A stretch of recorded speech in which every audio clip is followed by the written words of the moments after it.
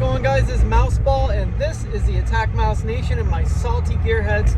Welcome to Motoring with Mouseball, and today we're going to talk about the one and only Doug DeMuro. Now, the thing about Doug is that he's a very popular automotive blogger. He has a very deep and vast history in automotive culture, plus not to mention that he's worked for Porsche, and he now has cars and bids. He's owned quite a few notable supercars, some notable SUVs. He's owned quite a few vehicles that are on pretty much everybody's wish list. Now, the thing is that Doug DeMuro, much like Top Gear with Jeremy Clarkson, Richard Hammond, and James May, you know, it's a lot of propaganda, a lot of fluff, and a lot of negative aspects that are put on certain cars, but yet a lot of these guys, they don't work on them, they don't engineer them, they don't do a lot of things to these cars to kind of criticize them. But because they are car reviewers, it's their job to review them and then criticize them and say about the things that they feel that are not right about the cars, or where they feel the manufacturer is skimping. And there is some truth that manufacturers do skimp on certain areas of the car, but then again, the car has to be profitable in order for it to exist, and it has to sell a certain amount of makes and models to be worthy of being on any ledger or be in the model lineup in the first place.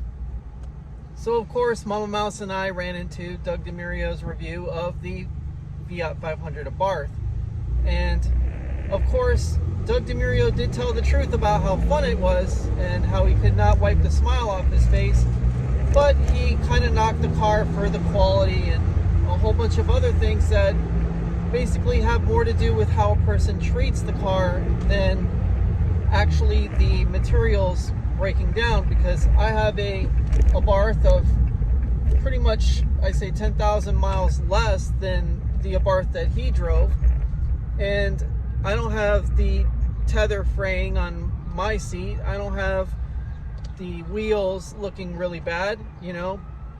I don't have things falling apart. Now, maybe he had a, version of the car that was a little, earlier, and the earlier models did have some problems. But other than a few trim pieces that weren't so good on the car, when you consider that Fiat improved those things, well, every auto manufacturer is going to go through that process. I mean, the Chevrolet Corvette is notorious for having quality issues over time. Many of the Dodge Challengers and Chargers are notorious for quality issues. A lot of Fords have quality issues. My nephew's Fiesta ST, all the moldings seem to be developing this mold of some kind, or this covering that is just, who knows where it comes from. I mean, it's the kind of rubber that Ford buys from a particular jobber. Nobody knows. But the thing is that cars that obviously get older and obviously have problems, well, that's the time to modify them. That's the time to kind of personalize them and make them your own, unless that vehicle is, one of special significance. Like, say you would want to do that to a Corvette ZR1 or a 488 Pista Ferrari, but the thing is that people still personalize even expensive and unique cars and don't leave them stock at all anyway. I mean, you got people literally taking the cladding off of a McLaren just to get looks. I mean, just to get clout points for having something unusual and unique, when you would think that the whole point of getting a McLaren is to get attention and to pretty much have a car that gets stared at everywhere it goes. But I mean, McLarens are so common, a lot of supercars are so common, they're no longer, they're no longer something that grabs the eye like it used to. It used to be, if somebody saw a Lamborghini, they're like, oh my God, look at that, there's a Lambo.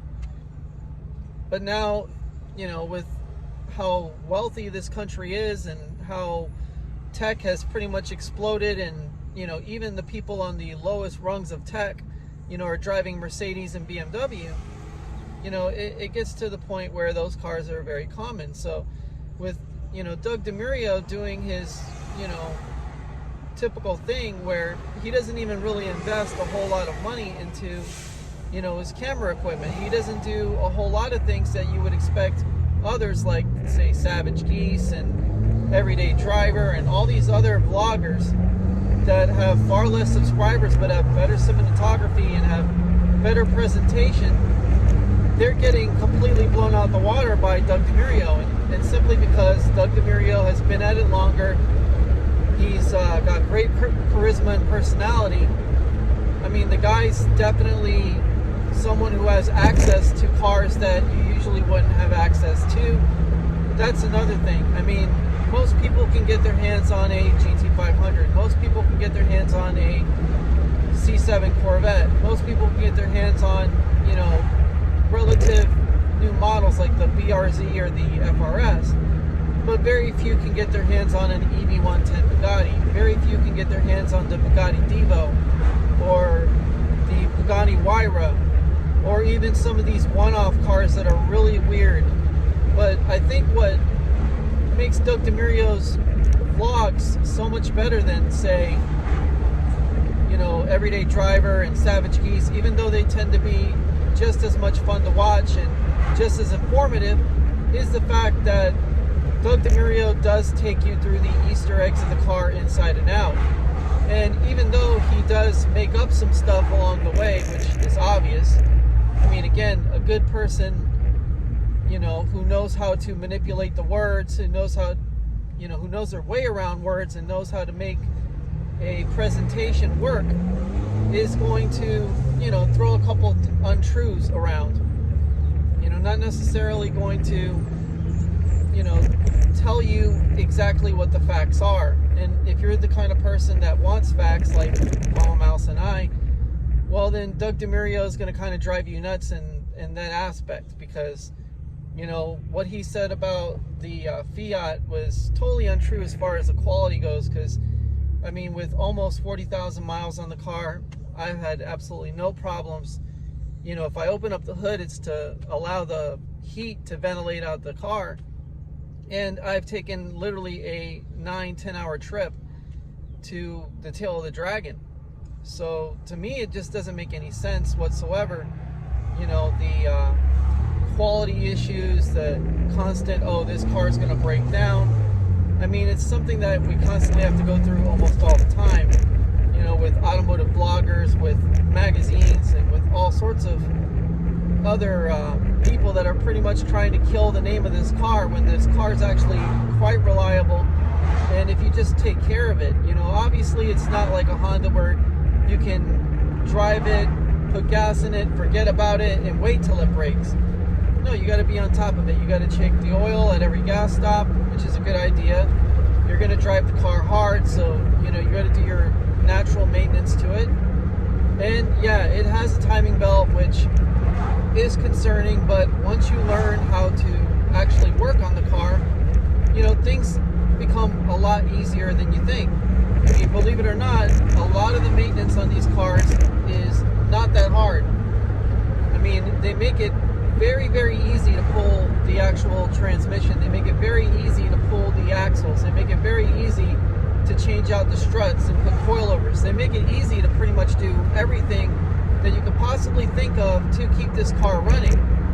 Now, obviously, with the car being out of production, yeah, there's a worry about parts, but then again, with the Dodge Dart and the Jeep Renegade still around, I'm pretty sure there's going to be parts for a long period of time. All you have to do is just get them from a Dodge or Jeep brand, which pretty much run the same engine. So regardless of the fact, guys, Doug DeMuro is definitely a great automotive vlogger. He knows the mastery of propaganda. He knows how to present the cars. He knows how to take you through the interesting quirks and features of the cars. And that's all highly notable. There's no doubt. I'm not saying that this is a video that's knocking Doug DeMuro down whatsoever.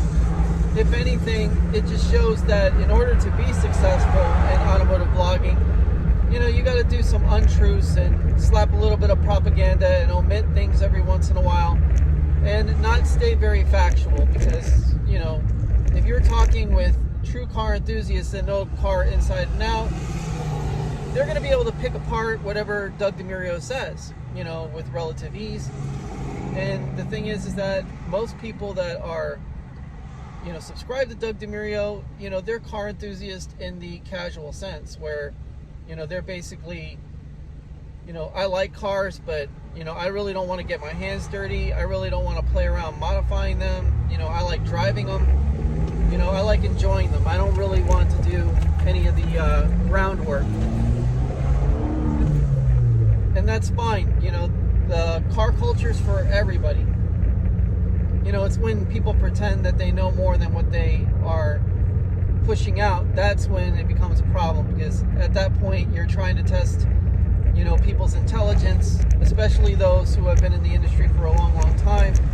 And BS never goes really well with anybody who knows their stuff, obviously. So guys, I hope you enjoyed this long Christmas video for Christmas Eve. Obviously, I'm heading to Mama Mouse's house, and we're gonna go have some lunch. Me, her mom, and Michaela, and we're gonna have a little bit of fun taking out the Fiats for a drive and basically enjoy our Christmas Eve. So it's gonna be a lot of fun, and I'm glad I could do a Mouseball ride along with you guys once again. It's been a while. So guys, stay happy, stay healthy, stay wealthy, and remember, never judge a book by its cover, even if DeMuro is the one who's judging it. Take it easy, guys. Mouseball out.